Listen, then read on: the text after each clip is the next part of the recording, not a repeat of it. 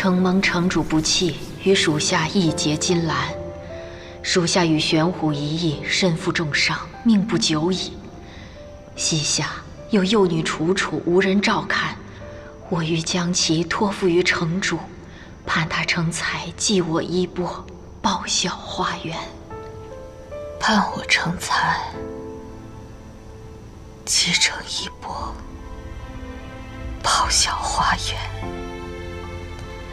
原来我生来就无法做城主，那为何又要给我希望？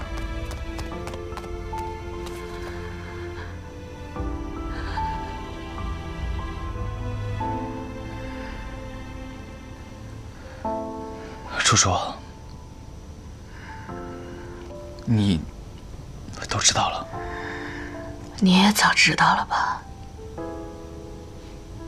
陈芊芊也知道吧？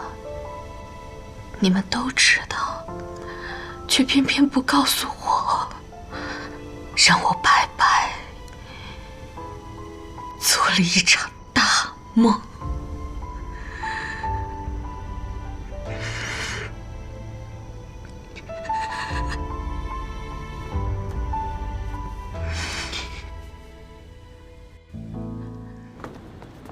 母亲，你今日叫我来，我知道你这次来的匆忙，什么都没带，特意让他们给你准备了些布料。哇，还有一些首饰，喜欢吗？哇，喜欢。你要是喜欢啊，这些都是你的。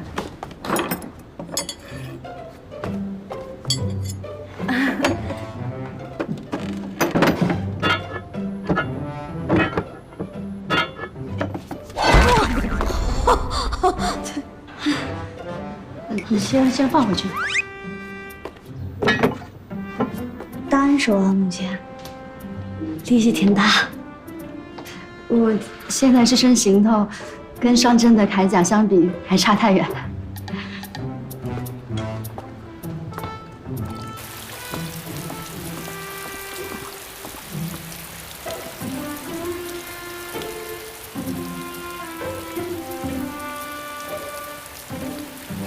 母亲，我听韩硕说，您父亲生前也是玄武城的司军，看来你是继承了老司军的衣钵。那你出家前也是司军吗？那时候还年幼无知，当年正值我父亲病重，又战事告急，我只好女扮男装，混进军队，替父出征。敢问母亲姓氏？我姓花。花啊，更像我熟知的那故事。就是那次出征，我结识了你的父亲。那时候他还是监军少军，我与他切磋时，把他单挑下马，打了他足足半个时辰。哎，那母亲为何现在不去当司军了？我毕竟是城主夫人。人前要做你父亲举止得体的妻子，这时间一长啊，假的也变成真的了。那你不后悔吗？我喜欢兵法，喜欢带兵打仗，但是我更爱你的父亲。我还生育了韩硕，我把我的学识、见闻、武艺都交给他。为了他们，我放弃这些，没有后悔。可是现在韩硕已经长大了，成人了，你就没有想过再次带兵吗？以前不敢想，毕竟女人想要家庭的同时，还想要事业是很难的一件事情。这两者如何兼顾，我不擅长。不会啊，在花园城，女人赚钱养家，当家做主，男人操持家务，这也是很和谐的。为什么花园城可以，玄武城就不行啊？可花园男子与我玄虎女子一般，也不能随性做自己想做的事。我创造花园，女尊男卑，本想是让女人扬眉吐气一番，却从未考虑过花园男子的境遇，这不还是一样不公平吗？看来我的剧本确实有些问题。男子在外养家，不好让他们操持家务。那我想问母亲，何为家庭？夫妇一体，乃为家。两个人在一起的才是家庭，维系家庭的不应该是其中一个人的责任，对吗？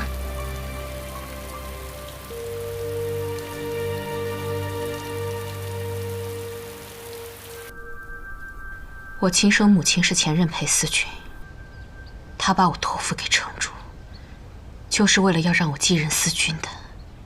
所以，我从小到大学文习武，没有经历卓考，就被点名暂代思君一职。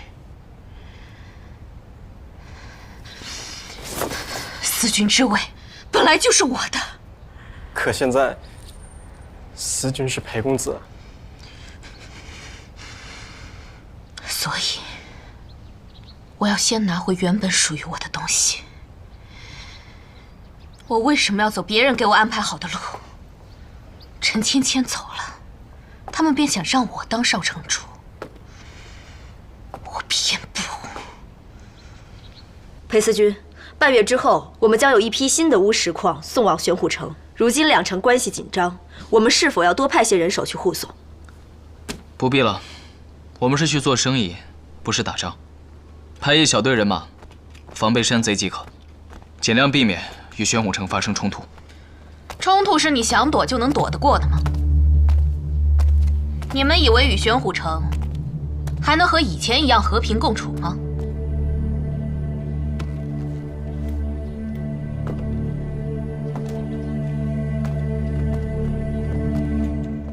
送二郡主回府。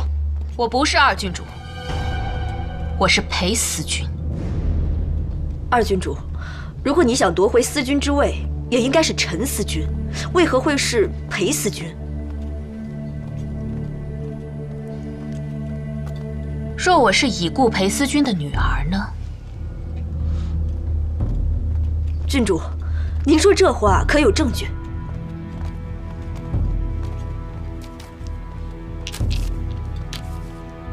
你没想到吧？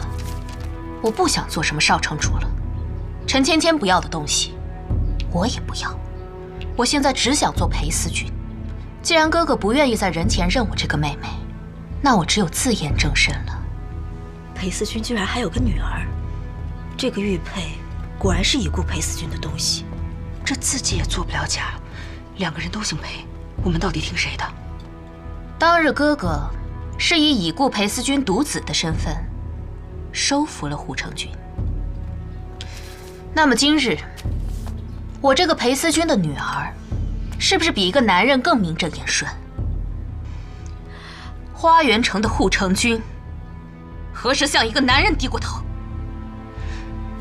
你为了接手护城军，不惜自曝身世。其实你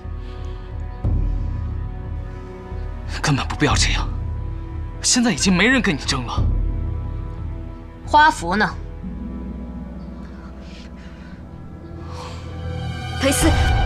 裴公子得罪了。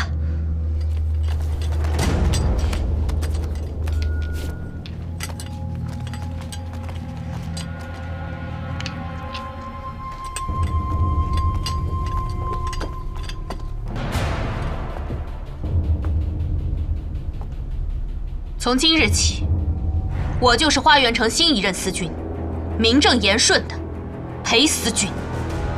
拜见裴思君。思君，这可是统领护城军的信物啊！今后，花园城的护城军只认人，不认府，违令者斩。是。送他回府。来人，送裴公子回府。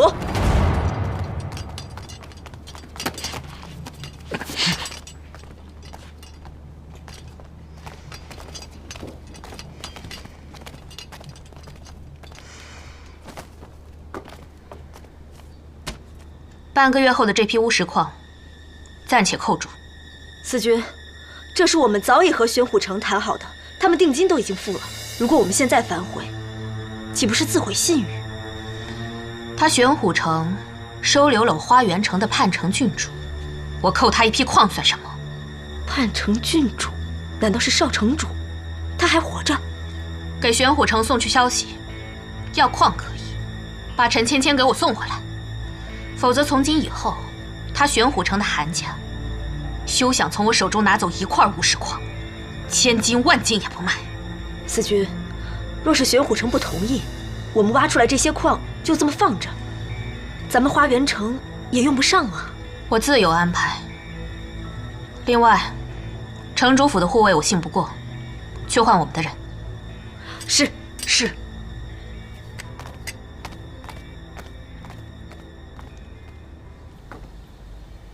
听说你从裴恒手中夺回了司君之位。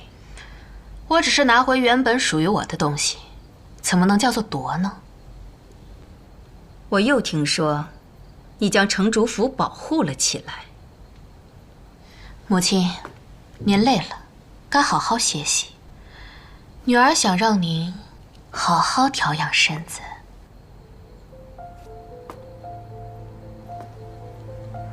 可整个花园城都知道你不是我的女儿，你还怎么继任城主之位？母亲放心，我只做司君就好。女儿已经想通了，只要权力捏在手里，做不做城主又有何区别？我有我亲生母亲留下的护城军，我为何要与别人抢一个城主的名头？您看，我现在坐镇军中，花园城的巫石矿，我想怎么用就怎么用，您不也拿我没办法吗？我就是怕你变成今天这个样子，所以才不想把你的身世告诉我。您还不如早些告诉我真相，我心里还能好受一些。看来是我错了。当年，我只是想让你过得开心一点。从小到大，在您面前，我一直都输给陈芊芊。这次，我一定要向您证明，我比她强。你一定要我白发人送黑发人吗？您放心，我不会再杀他。但他也别想躲起来和韩硕长相厮守。我要让他回来，让他看看他是怎么输给我的。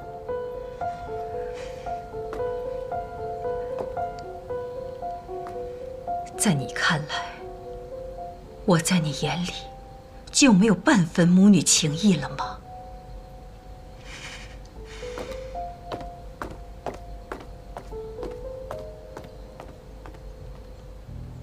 少君，花园城那边传来消息，说如果不把少城主送回去，他们就不把矿卖给我们。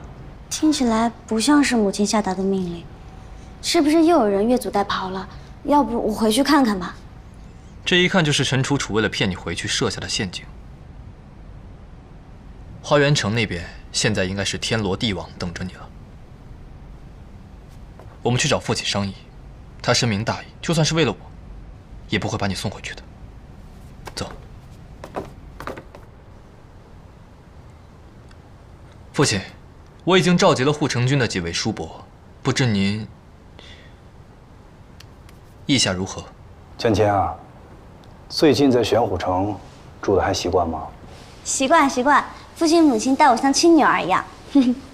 那就好，那就好，那我就放心了。您是打算让他留下？玩的差不多了，也该回你们花园城了。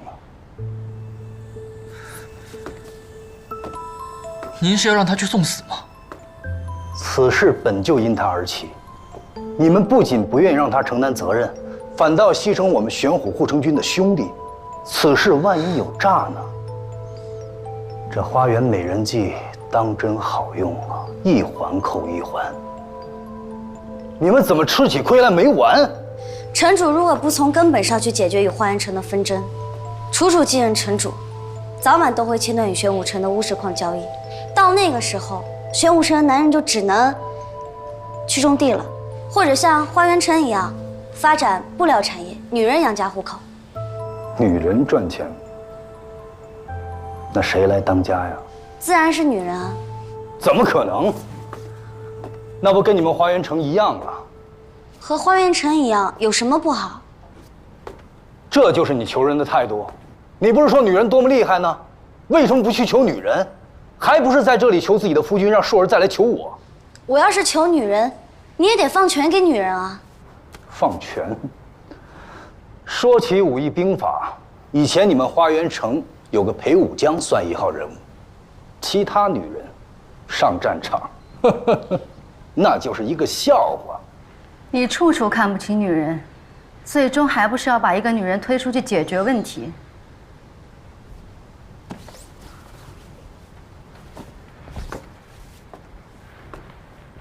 谁说玄虎城没有女人带兵打仗？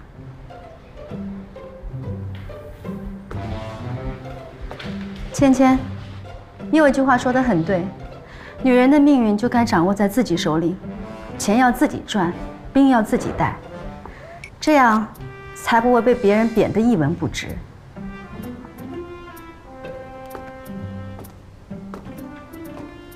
李思君，当年我父亲临终前将玄福托付于你，如今我想要回玄虎护城军，你可愿交还？不能给。玄福拿来。花老思君的托付，属下断不敢忘。花思君，玄福在此，护城军任您差遣。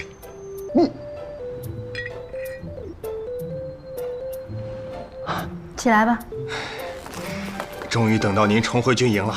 想当年您鲜衣怒马，那仪态那气魄，就是可惜嫁人太早了。夫人，你真的要出征花园城吗？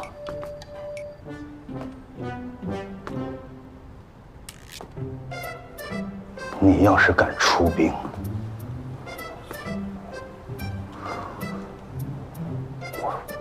我就休了你。笑话。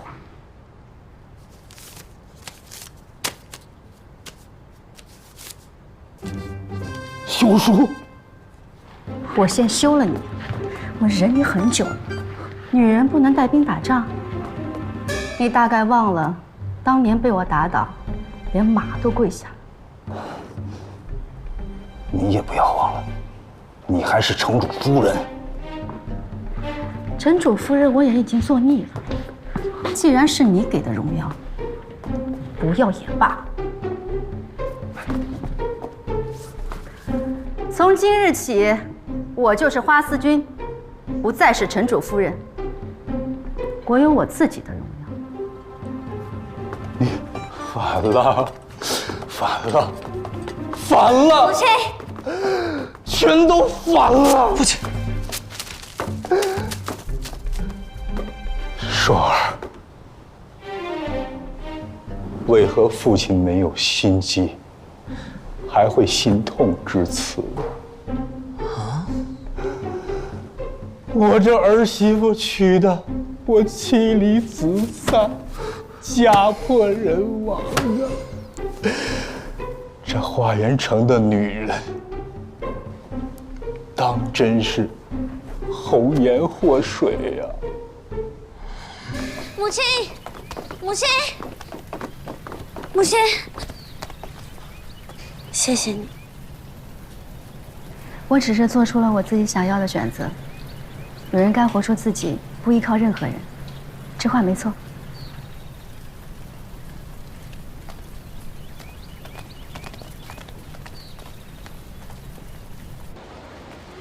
当日你给了我一块金牌，今日我可是100倍偿还了啊！给你们当盘缠，够不够义气？你怎么知道我要回花园啊？哎呀，城主夫人出去打仗，这贵妇圈里早就传开了。那城主夫人跟城主要和离的事儿，哎，要不然说你厉害呢？你看来了没几天，就搞得公公婆婆都和离了。我跟你说，现在玄武城的妇人啊，纷纷效仿城主夫人，都要当家做主。这城主知道了，气个半死。怎么了？哎，行，对不起啊。从即日起，女人上街须袖长及腕，下摆及怀。这三伏天不得热死了？女人不准进学堂，不准私自习字。那怎么赚钱啊？女人不得参政经商，商户不得雇佣女人。原来在这儿等。4岁缠足，豆蔻束胸，无一例外。合着都缠女人身上，男人什么都不用缠。女人不得主动提出和离，那嫁人不就等于没有回头路了？禁止怀孕堕胎，就这个还靠谱？靠谱啥可不？万一男人生米煮成熟饭不认账，那女人多吃亏啊！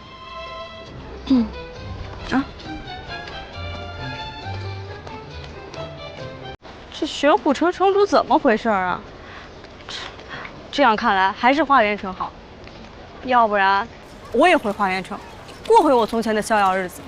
从即日起，男人上街须袖长及腕，下摆及怀。花园城这天气，不到3伏天就热死了。就是。男人不准进学堂，不准私自读书习字。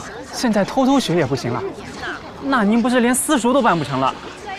男人不准参政经商，商户不得雇佣男人。那男人只能种田成亲。男人不得主动提出和离。成了亲就等于没有回头路，见一个爱一个的女人太多了。女人可以根据自己的意愿选择是否生下孩子，男人无权干涉。那女人要是不认账怎么办？哎，一山不整，给我抓起来！是。干什么？走。你们干什么？放开我！你们凭什么抓我？这是你下的命令。你不是只说要当司军，掌了兵权，怎么还擅自代理政事？下一步是不是就要继任城主了？如果我说是，你待如何？我不能如何，只是城主之前已经准许男人做官，花园城民风已经开化，你怎么能违背他的政令？这到底是母亲的政令，还是陈芊芊的政令？这不过是母亲生病时，陈芊芊代理政务所制定的规矩，这都是错的。我要让花园城恢复到以前的样子。你如今代理政事，不管对错，只管与芊芊对着干。你去街上看一看，不光是男人，女人对此也十分不满。你这是倒行逆施，违背民意。现在花园城的权力都捏在我的手上，我的意愿才是民意。楚楚，我之前任司学时，可不是这般教导你的。哼，可你现在已经不是司学了，我也不是以前的2郡主了，我再也不会受任何人摆布。事实会证明，芊芊才是对的。不许在我面前提陈芊芊！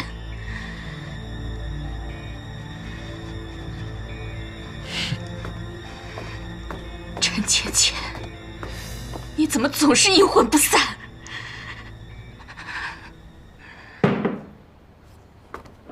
欧兄，你还是吃一些吧，近几日你都消瘦了。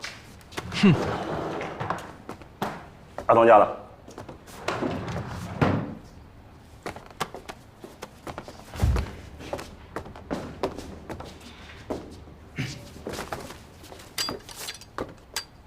之前装这么好心，现在终于忍不住要杀我了。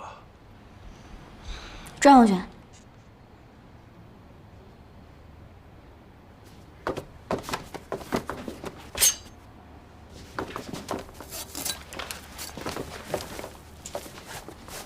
走吧。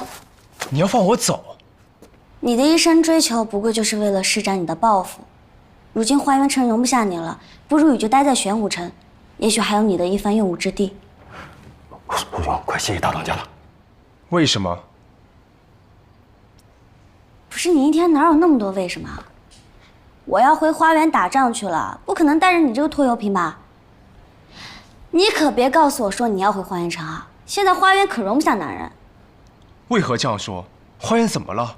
二郡主发生了什么事？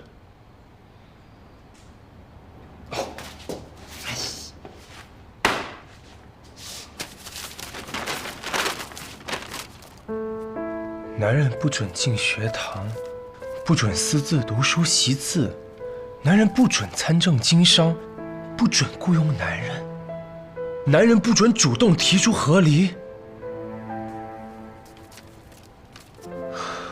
这不是二郡主的主意，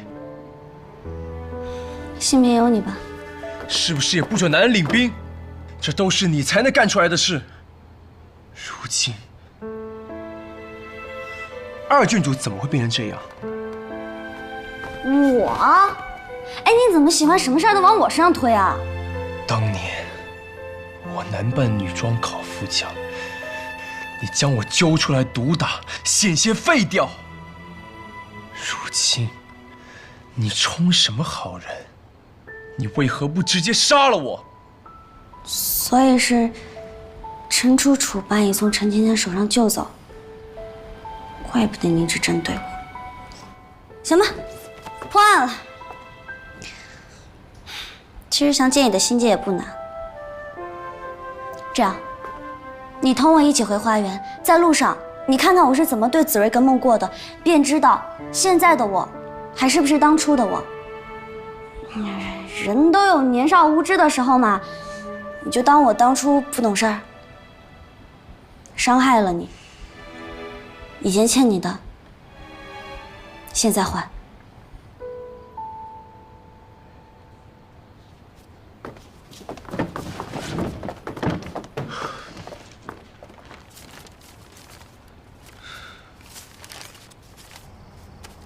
你怎么解这么久还解不开？以前一直给我更衣的侍女呢？城主息怒，禀告城主，那是城主夫人的陪嫁，已经跟随城主夫人一起回思君府了。行了，我自己来。你去帮我端盆热水，我要洗脚。洗脚？城主夫人说洗脚盆也是用她的嫁妆买的，她拿回去了。什么？连个洗脚盆都不给我留下？那你不能拿个新的来吗？从前采买物件都是城主夫人安排的，现在城主夫人走了，谁也接不了手啊！一群废物！传令，让少君来见我。这点事儿你总能干了吧？是。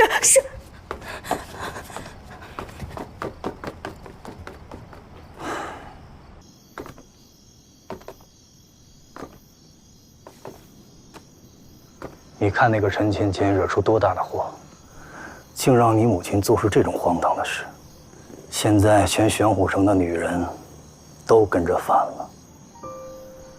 我现在终于知道陈芊芊为什么是三公主了。郡主倾城，公主倾国，两座城都装不下她。母亲重任思君是她自己的决定，而全城妇人纷纷和丈夫和离，是因为您颁布了不公的规定，这怎么能怪芊芊？这些事儿都是那个陈芊芊来了以后才发生的。那这只能说明这些矛盾已经存在，而芊芊只是让这些矛盾浮出水面而已。哪里有什么矛盾呢？我跟你母亲感情多好啊！您当年为什么要娶我母亲？你问这个干嘛？您不会已经忘记了吧？当然没有。当年我跟你母亲在军营相识，我们切磋武艺，她把我按在地上打。那时候我心里记恨，想着回到玄虎城，我一定要扳回一城。哎，谁知道我回到玄虎城之后，竟发现她是女儿身，不仅人漂亮，武艺高，还会打马球。你母亲在球场上持胄击服，风驱电势。我从未见过如此女子。俊呐，那和小芊倒是颇为相似啊。哎，你的小芊可比不上。当年你母亲眼睛里是有星星的，一闪一闪的。那这跟小芊真是一模一样。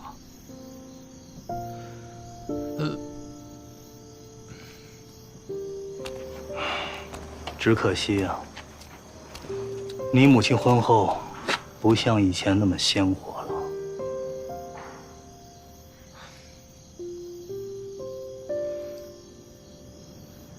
我听传言说，自从您娶了母亲之后，为了讨她欢心，便在园中种下了这些木兰花。可是我不明白，为什么从不将木兰花养在室内啊？哎，木兰清丽脱俗，唯有这广阔天地才能配得上它。养在室内，岂不是俗气了？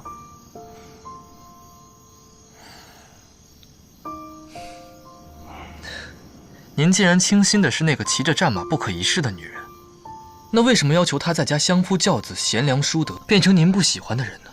母亲是为了您，所以才失去了往日的光芒。而您呢？您为她做了什么？您知道她真正想要什么，想成为什么样子吗？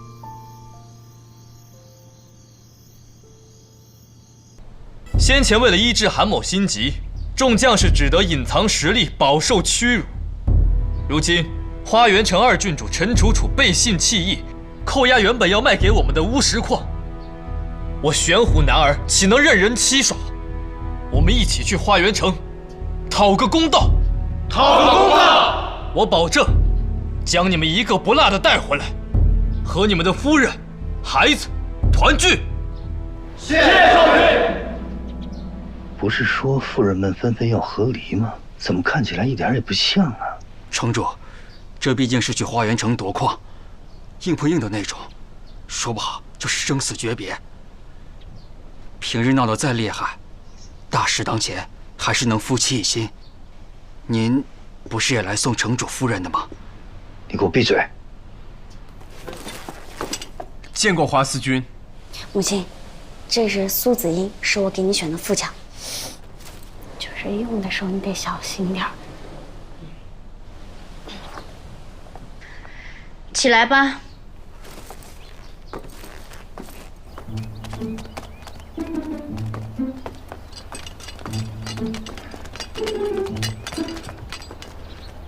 岂有此理！城主切勿动怒，一个城邦没有城主夫人不是什么大事，离开她照样转，但不能没有城主。您才是一城之主，可千万要保重身体啊！你给我闭嘴！收拾行囊，我要随行。是。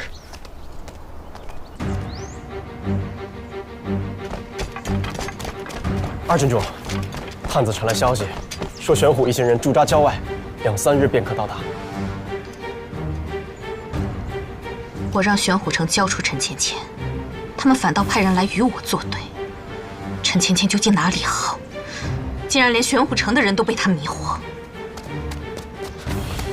启禀裴司君，大郡主不知去向，很可能是投奔三公主去了。混账！花园城早就没有三公主了。是，属下谨记。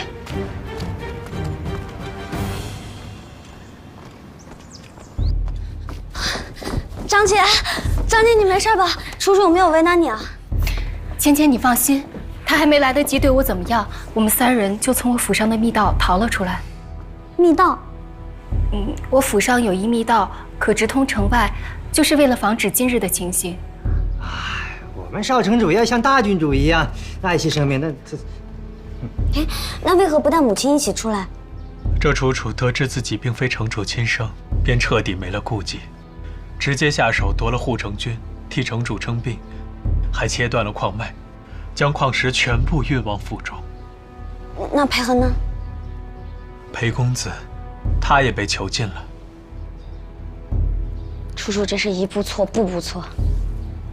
张姐，你放心，这次我从玄虎城借了一些人马回来，一定能够救出母亲跟裴恒的。可是你就带了这么些人过来，我们玄虎能出人出力就不错了。一个小丫头还挑三拣四的，长他人志气，灭自己威风。父亲，你也来了。退下。您误会了，我是怕芊芊和楚楚他们硬碰硬。依我看，还是攻城为上。玄虎城以冶炼和火药营生，战力非凡，能够以一敌十。进城后，咱们兵分2路，一路去救你母亲和裴恒，还有一路打探矿石消息。可花园百姓，我不想伤及无辜。隐隐有一计，可以兵不血刃。三公主，你可假装被我拿下，由我带你进入城中，我们再找机会反拿二郡主。如此，擒贼先擒王，城中百姓必无伤亡。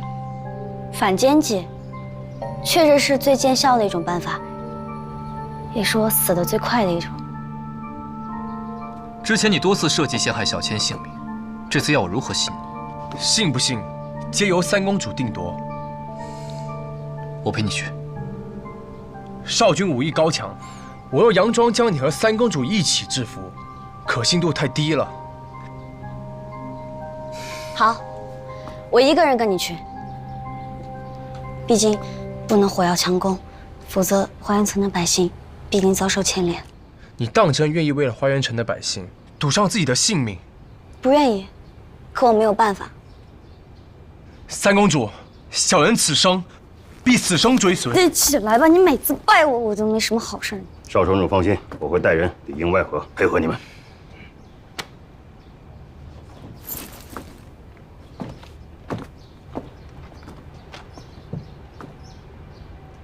我们夫妻二人去救你母亲。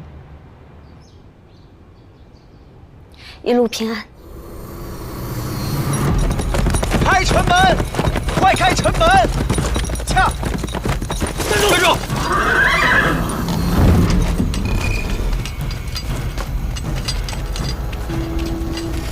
你是谁？在下苏子英，奉二郡主之命捉拿陈芊芊，还不放行？苏子英，放下芊芊！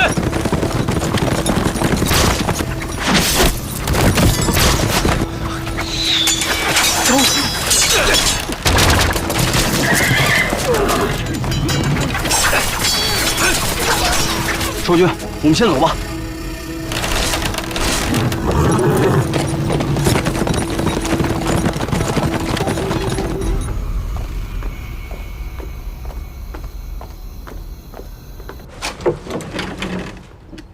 大郡主这密道真隐蔽啊！少君，城内重兵把守，如若出现差池，我们怎么脱身啊？放心，小千肯定有办法。他是编剧。编剧是什么意思？就是编瞎话啊！什么人？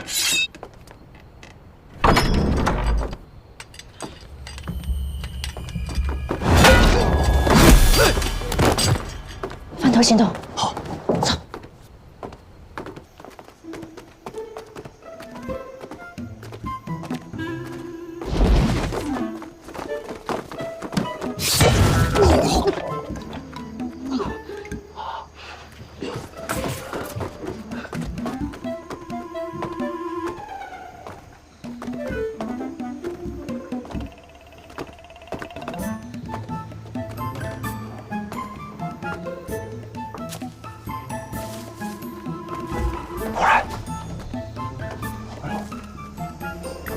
说忽略你太久了，能不能继续忽略我？就现在。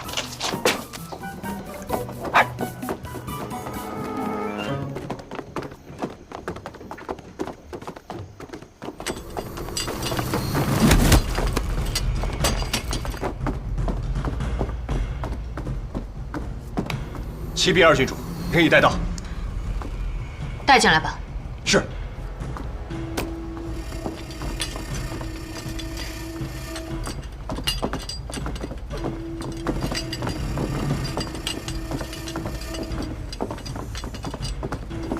二郡主，小人先前虽被陈芊芊擒拿，但始终不忘二郡主的使命，卧薪尝胆，假意投靠，趁机将她擒来，但凭您处置。很好，都先关起来。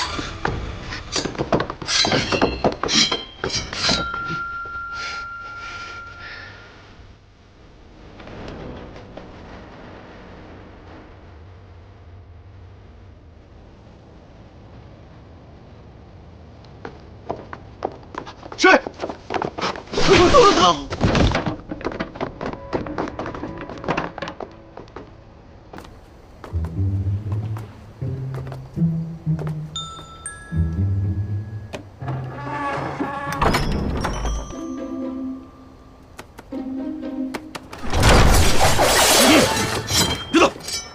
成事不足败事有余的废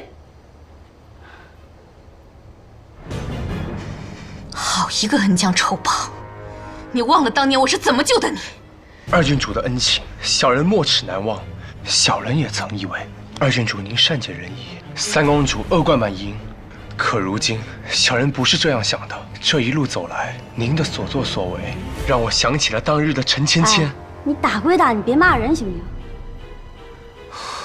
陈如楚，回头是岸，现在还来得及。你现在自身难保，还有功夫来劝我？可笑！你们以为我会坐以待毙吗？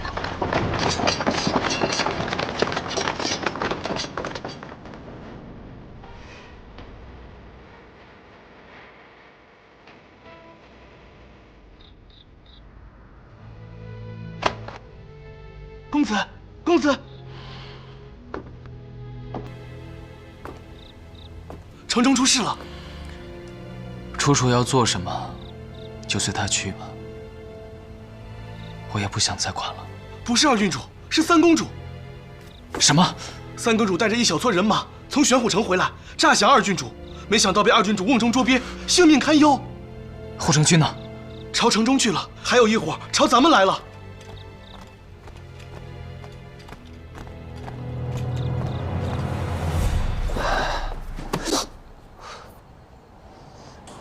咱们不就是来找花园城主的下落吗？这个花园城主找到了吗？这是找到了吗？这是被关在一起。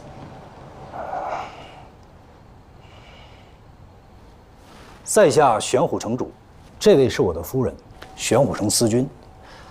您应该就是花园城主吧？这位想必就是您的夫君吧？小人是城主的侍从。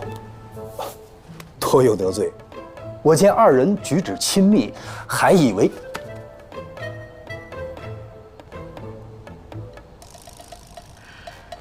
你们玄虎城不是以男子为尊，女人不能当官吗？为什么你的夫人是司君啊？事发突然，我也是临危受命。我见夫人英姿飒爽，做事颇有一家之主风范，想必平日也是你当家吧？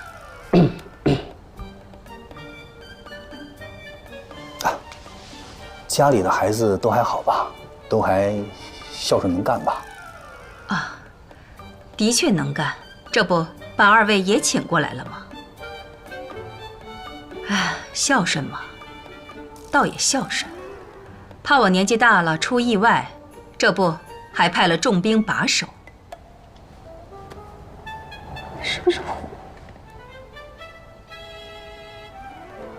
我？啊，二位城主，还是聊聊两位少城主的婚事吧。哎，这个可以聊。等这次忙完了，芊芊跟我们回玄虎，再给他们办次婚礼。新的府邸我都想好在哪儿了。哎，不对，韩叔已经入赘我们花园，那将来得住在我们花园城。怎么能是入赘呢？之前已经说好了，韩硕入赘我们花园，以换取乌石矿的开采权，以修2城之好。后来也没有给我们矿啊，自然不能算是入赘。以后生了孩子也要姓韩。不行，还是姓陈。不行，我们家可是有城主之位要继承的。哎，巧了，我家也有。那这样，男孩姓韩，女孩姓陈。城主，这倒是个好办法。那你们得承诺，疼爱孙女要像疼爱孙子一样。只要你能像疼爱孙女一样疼爱我孙子，嗨，这好办，都姓陈，我一样疼爱。哼，这话说的，都随我姓，我也都疼。都是一家人，就别吵了。咱们扔骰子决定吧。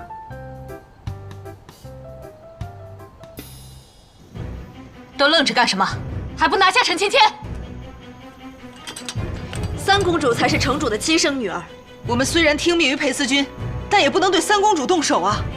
你们的三公主，往日可是嚣张跋扈、荒唐无度，是花园之耻。这都是陈年旧账了。不过我认，陈楚楚，你忤逆母亲，残害姐妹，不配为花园郡主。那你呢？你还带着玄虎城的人攻了回来。可我没有伤害花园城任何一个百姓，你在代理政务期间却把花园城搞得鸡犬不宁，强词夺理。心虚什么？护城军听令，杀了陈芊芊。我觉得三公主说的有点道理。就是，三公主深得民心，二郡主却只是翻陈年旧历。哎，那本传闻中的三公主你看了没有？我觉得三公主也挺不容易的，她有她的苦衷。这是军令。如果我们不认你当司君，是不是就不用听命于你的军令了？你们疯了！我是裴家后嗣，我姓裴。可你今日的所作所为，违反了城主的命令，扰乱花园城民的生计，罔顾已故裴司君的遗志。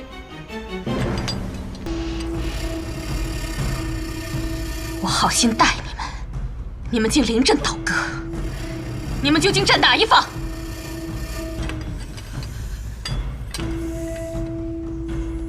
都给我围起来！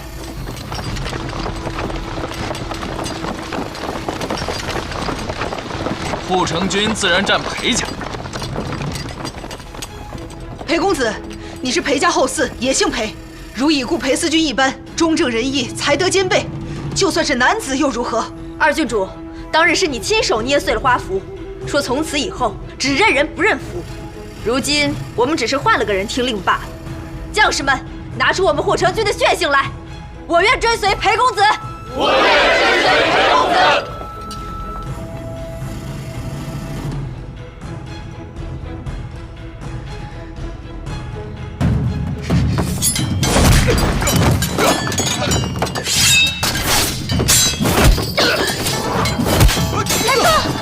芊芊等去！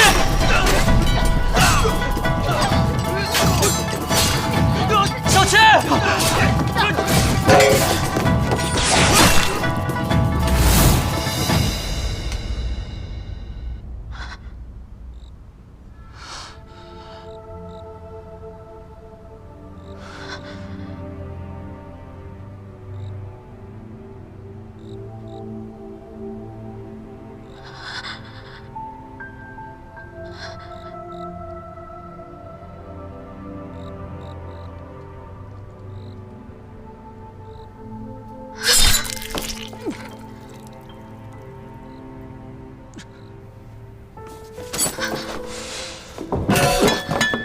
快叫大夫！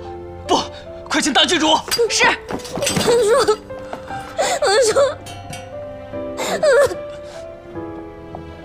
他说。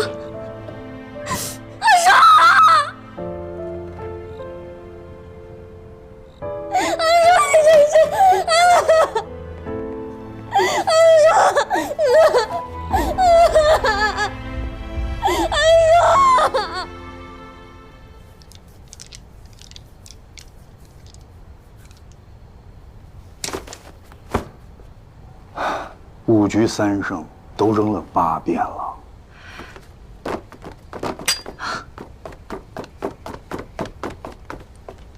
打完了？还说出事儿了。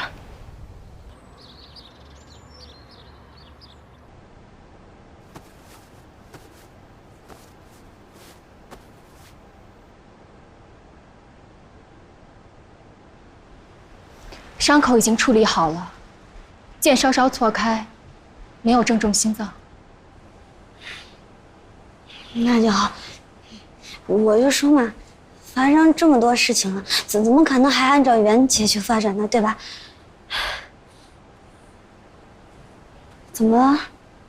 但伤及肺腑，时日无多了。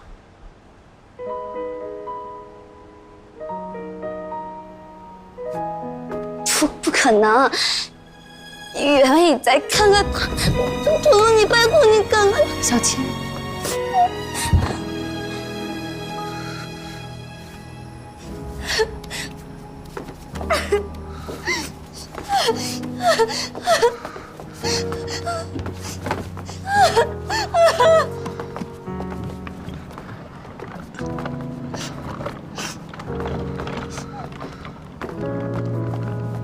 走吧，夫人。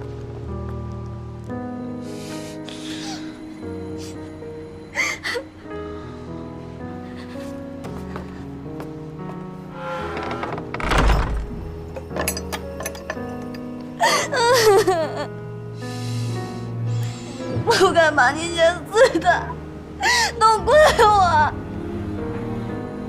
不一样的，小倩。原来的我，为了一个我不知所以然的爱人牺牲，这样死得很不值得。现在的我，为了你，为了花园城和玄武城，这样死得很值得。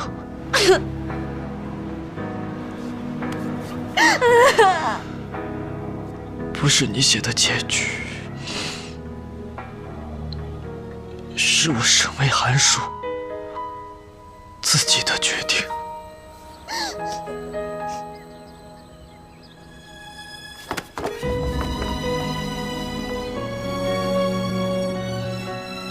你不是说，在你的世界里，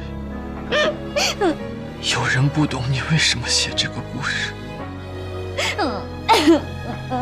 男主角为什么会喜欢女主角？现在我有答案了，因为你善良、乐观、坚强，一次次的挫折都没让你退缩。这么有活力的一个人，就算没有我，也会过得很好，对不对？希望我是你的良人，让你不会相遇。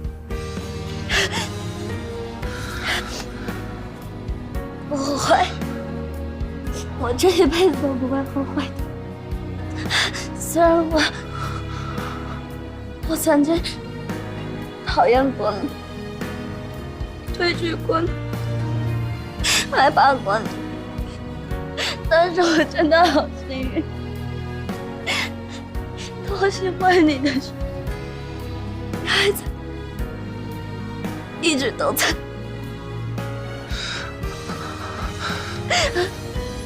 这就是最好的结局了。把这个故事结束吧，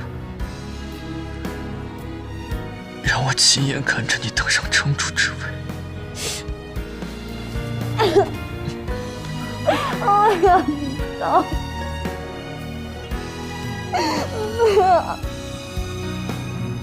不会的，你就当大梦一场。等你醒来，翻翻剧本，你会发现，我一直都在。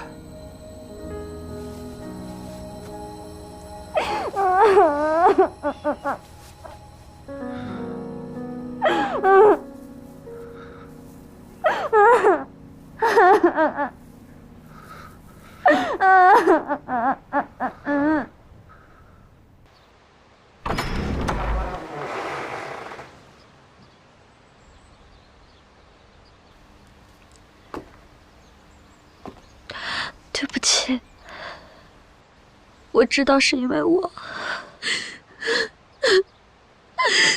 舒安说的没错，这是男子汉该有的担当，这是他自己的选择。夫人，我们进去吧。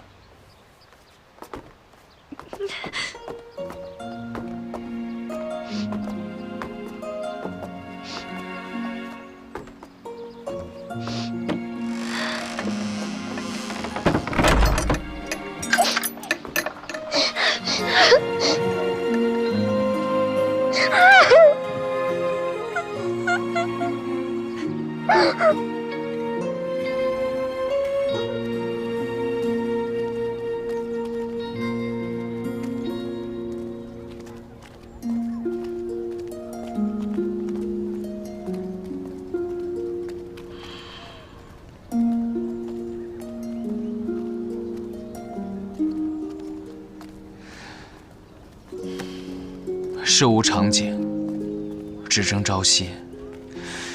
好好珍惜韩少君还在你身边的日子。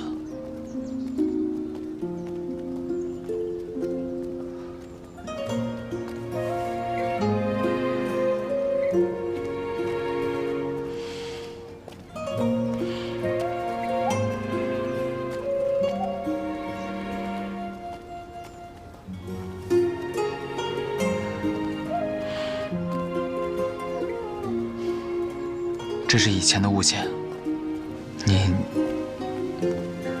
留好吧。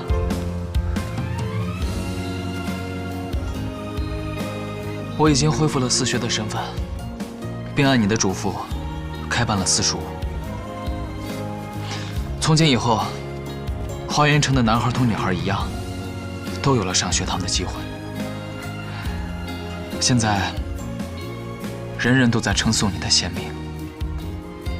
这不是我一个人的功劳，是大家都愿意这么做，是每一个人都接受了更好的生活方式。那，你打算如何处置楚楚？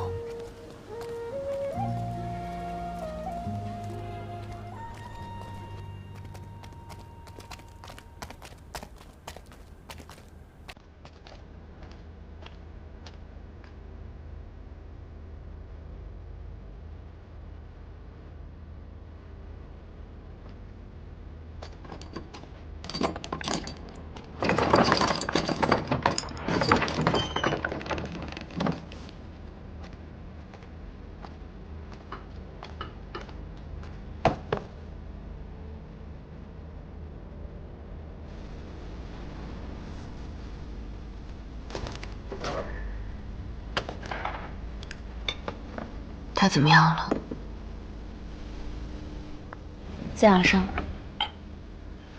我刺向你的时候，剑偏了3寸，不会伤及要害，却没想到韩硕会上前替你挡剑。你现在应该很高兴吧？母亲独宠你，姐妹亲近你。韩硕喜欢你，百姓爱戴你，什么都是你的，而我却成了天下人耻笑的对象。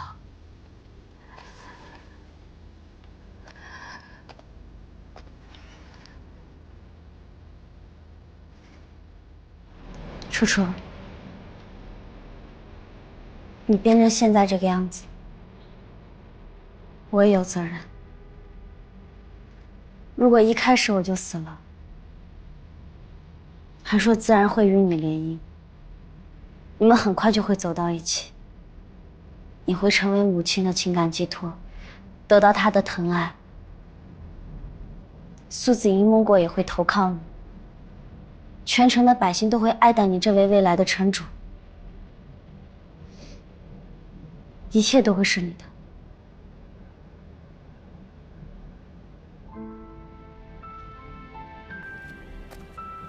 可是我没死，我活下来了，这也并不是我的错。我活着，你有了对手，那些你没有得到的东西，你都觉得是我抢走了本该属于你的东西。可是你有没有想过，韩硕为什么一定要喜欢你？苏子英又为何要在最后临阵倒戈？花园的百姓为何要转投我这个草包废物？我说不过你。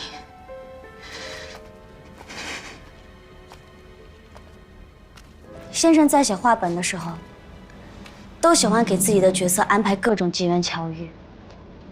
男主角注定要爱上女主角，配角注定是主角的垫脚石，也注定是吸引众人目光的焦点。原本，你就是那个主角，人生一路开挂。可是遇到我这个绊脚石的时候，你就不知道该怎么办了。说到底，你没有成为一城之主的才能，成王败寇罢了。你若是不信，我证明给你看。你还记得从小到大听说的那个传说吗？我们花园城第一位城主历城大典上，走过金人花路的时候，出现了日月同辉、天门大开的异象，百姓们纷纷投靠，认为这就是明君。从那个时候开始，人们就认定，只要是贤明的城主继任，就一定会出现异象。这也是你的理想吧？你也想看看，自己能不能够引来日月同辉的异象？我没有。你有。你日夜勤勉，习文练武。你坚信自己是那个能够引来祥瑞之兆的贤明之主。我给你这个机会，我去求母亲，举办继任大典。那条当上城主的路，你也去走一走。你看看有没有日月同辉、天门大开的异象？我觉得没有。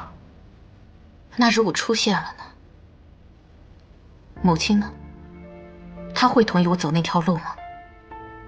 你、圆圆、芊芊，你们3姐妹都去走一下那条路。谁走的时候，若出现了祥瑞异象，我就会把城主之位传给他。公平吧？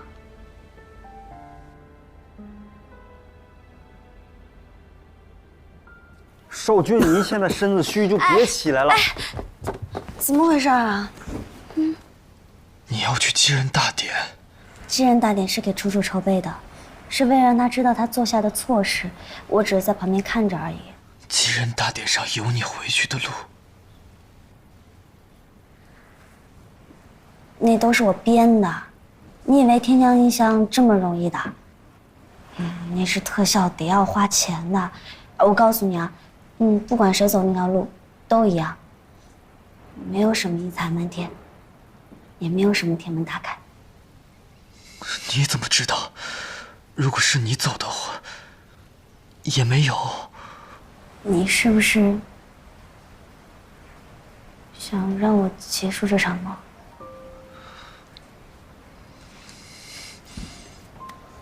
我跟你说过的，我哪儿也不会去，就陪着你。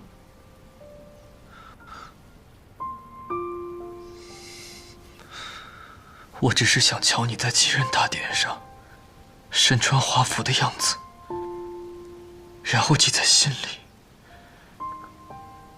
怕的是……好，华服我穿给你看。但是花路，我不走。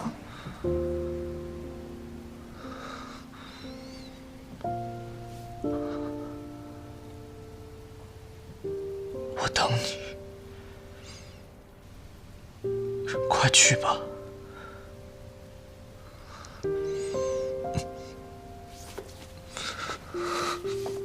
慢点。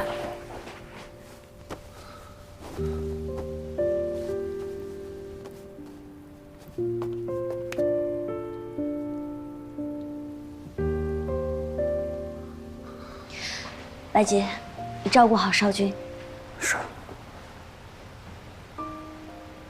等我回来。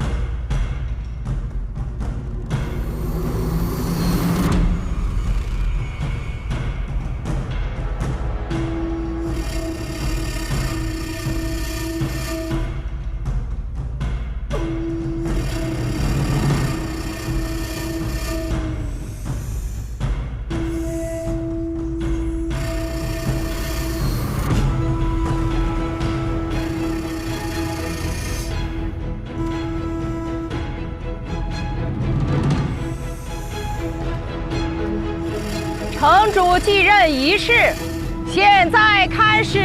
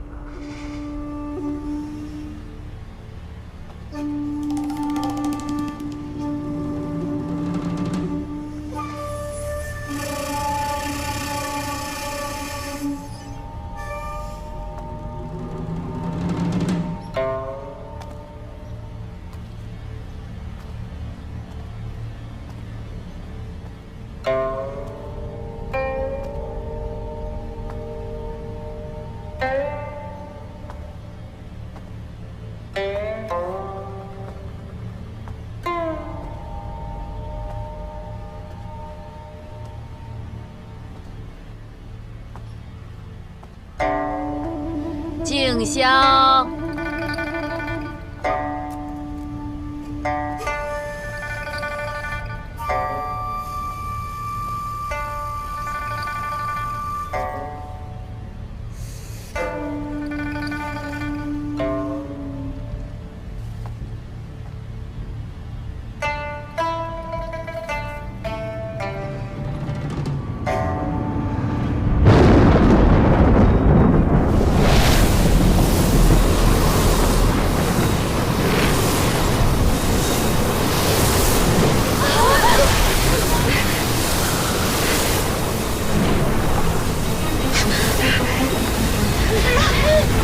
小心！怎么会这样？我不信，这本就是传说，根本就没有那回事。换成别人，也一样不行。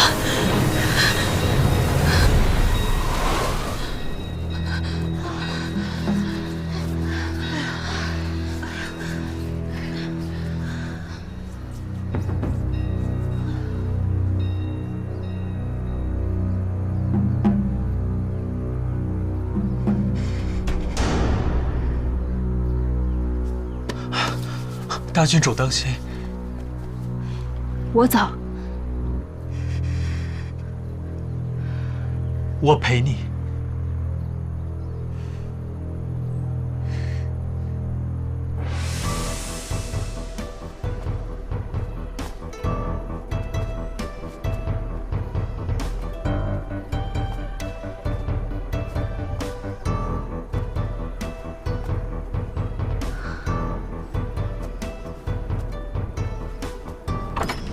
少君，哎，少君，没事。到谁了？大郡主。小倩还是不肯走吗？少城主说了，等他那边一结束，穿着礼服来见你，叫你务必要卧床休息。他舍不得我，我知道，但我不能把他留在这儿。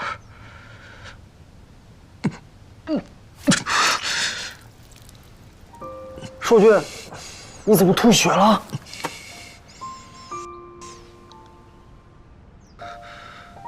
以后我不在了，不能剩小倩孤单一人。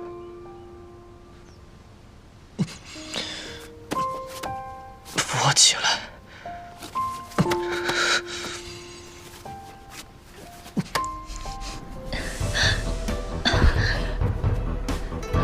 大郡主，我没事，我也想走一走这条路。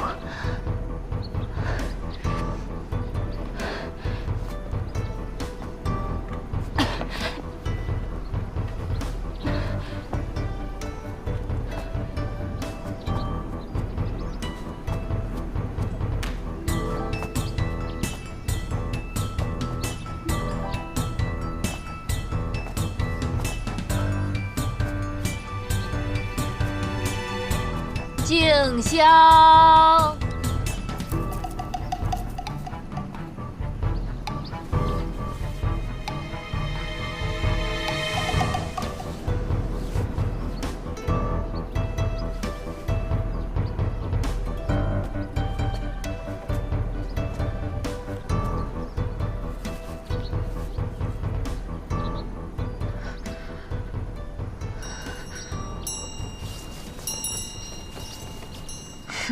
不过如此，什么传说？大郡主都是骗人的，哪有什么贤主异象？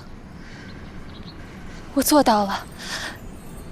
从小到大，人人都说我不行，可是你看，我是能走完这条路的。大概是因为有你吧。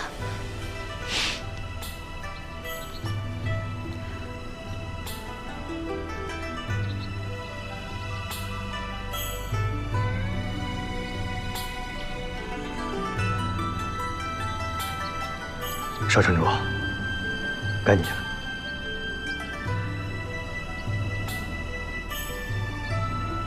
城主继任仪式现在开始，跪恭祝花园城繁荣昌盛，户户平安。这新城主登任的事一遍又一遍，没完没了。二郡主登完，大郡主登，这怎么大郡主登完，三公主又……不了，我就不走了。别任性，芊芊。我真的不走了。那万一要是天门大开怎么办？难道你不想继任了吗？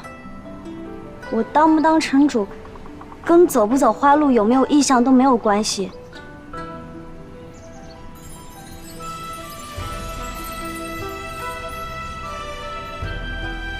一个贤明的城主是不需要做这些来证明自己的，他只需要善良宽厚，一心为民，就能够得到臣民的爱戴。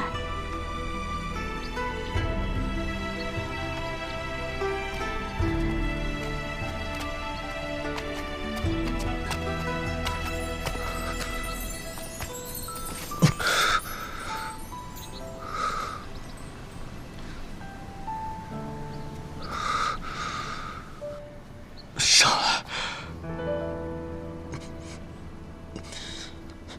芊芊，上来。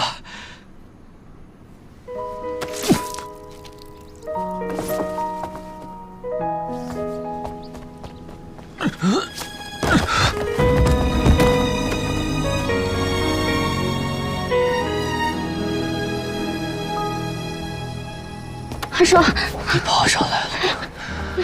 我不是让你在房间等我吗？你怎么跑出来了？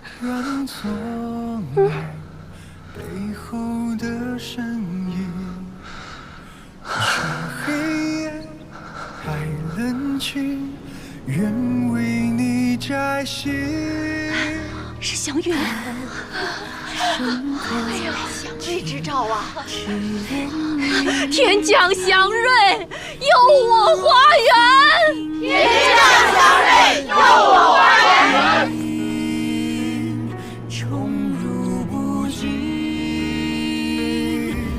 不可能！难道真的是他对了？是我错了。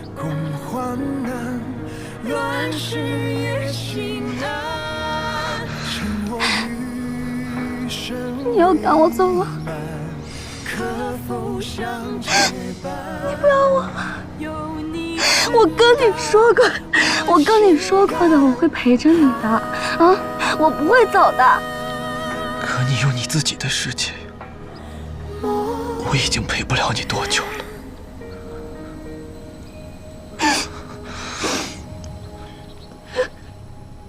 这样也挺好的，免去了生离死别，回到你原来的世界去。北京，扶少君回去。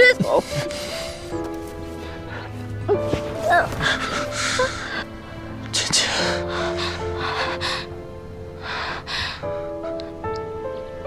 芊芊。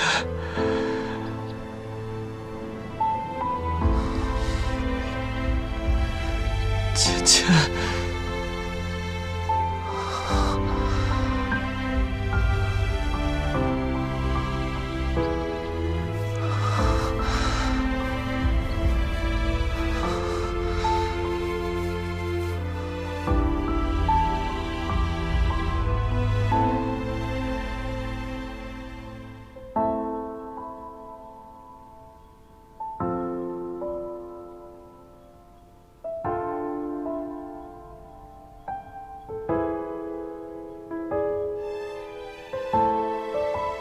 韩叔，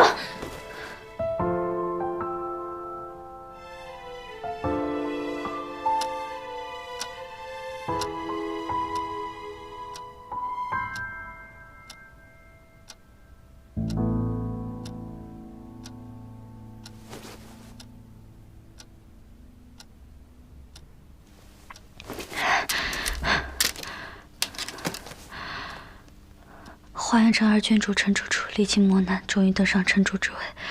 陈楚楚在7人大殿上，天降祥瑞，日月同辉，天门大开，异彩满天。晚。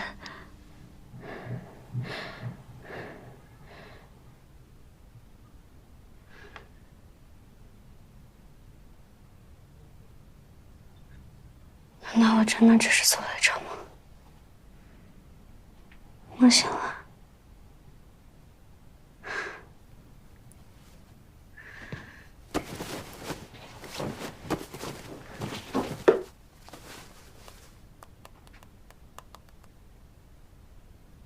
哎，小千啊，剧本什么时候改完啊？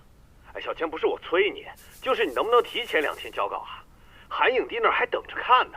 哎，我跟你说啊，他提的意见你可得参考落实。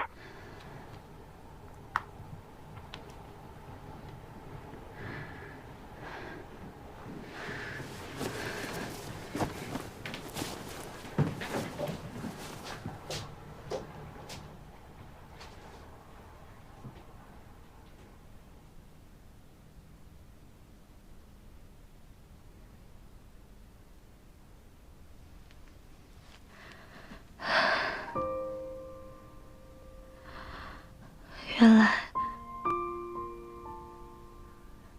真的是在做梦。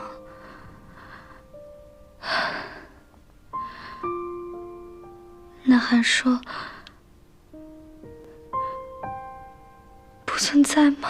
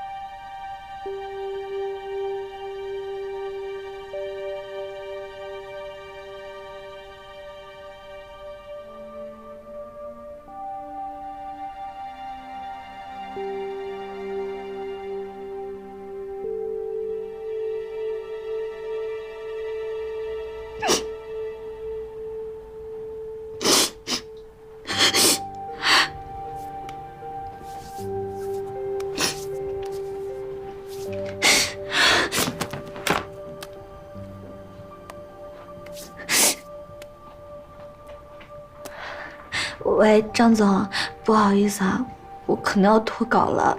脱稿？为什么呀？因为我刚刚失恋了。你都没谈过恋爱，你从哪儿失恋了你？我的意思是，我感觉到我故事写的确实不太对劲。我明白当初韩老师为什么那样问我了。我以前确实不懂爱情，不过现在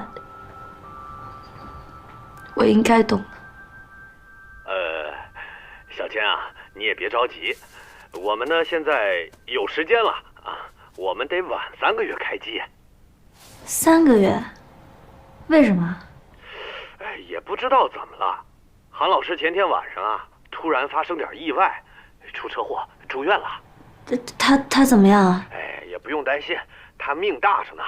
医生说只是伤到了肺，只要再休养个3个月，就能正常拍摄了。张总，韩影帝在哪个医院？我去看看他。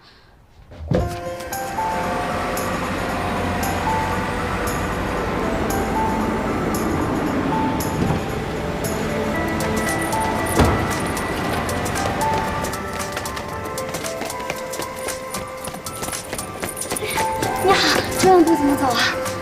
谢谢。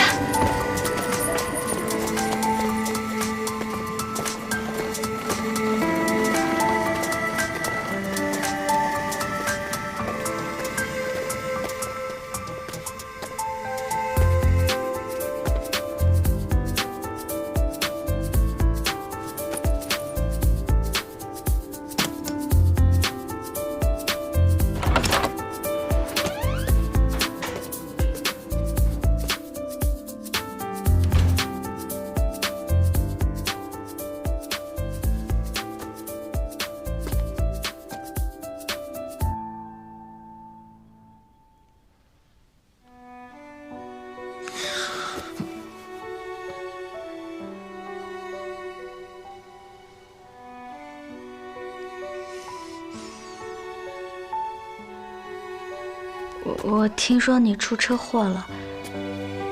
啊，没什么大碍了。不得不感叹现代医疗技术就是好啊。这要是搁古代，肯定就没救了。那你还记得车祸是怎么发生的吗？事情发生的太突然了，我只记得有一束特别强烈的白光，然后就什么都不记得了。那你还记得七夕节的时候你在城中放烟花5环以内不准燃放烟花爆竹。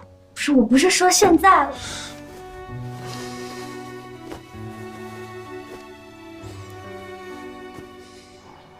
那你还记不记得我为你执行级盗龙骨啊？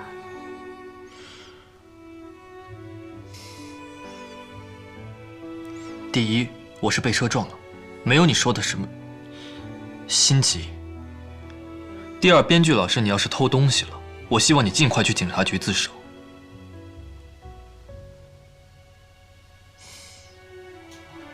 不是韩硕。韩硕。哦，楚楚。陈芊芊。橙子同学，我都这样了，你还在跟我对剧本吗？会不会入戏太深了呀？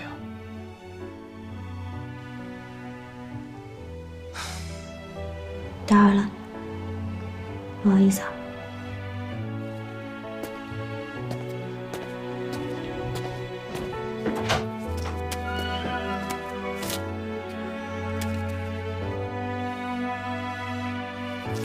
楚楚，陈芊芊，橙子同学，我都这样了，你还在跟我对剧本吗？会不会入戏太深了呀？橙子，我交稿那本没有橙，他就是韩爽。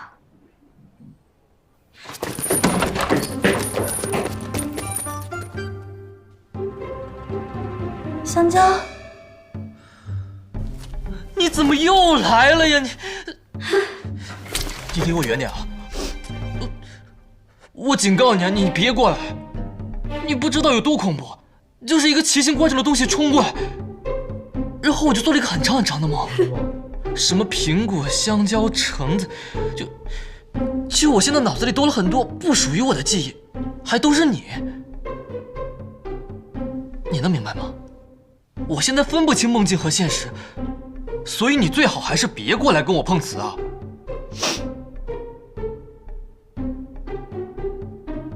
太虎了。虎吗？虎。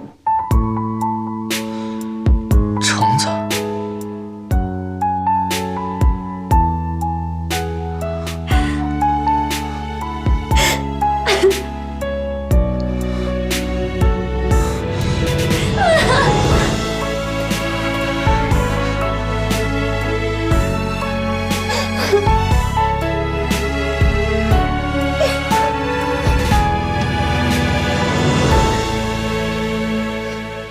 我们的韩老师啊，简直是太敬业了。醒来的第一时间呢，去找编剧聊剧本，所以大家一定要期待我们这部新剧。等发消息的时候呢，大家一定要多多的夸赞，不要忘记我们韩大影帝的这种敬业的职业精神。哎，来，哎，请。别急啊！两位老师简直是太敬业了，哎，这是深入探讨剧情啊。好了，别拍了，哎，大家别拍了啊！那今天呢，我们的采访就到此结束了啊。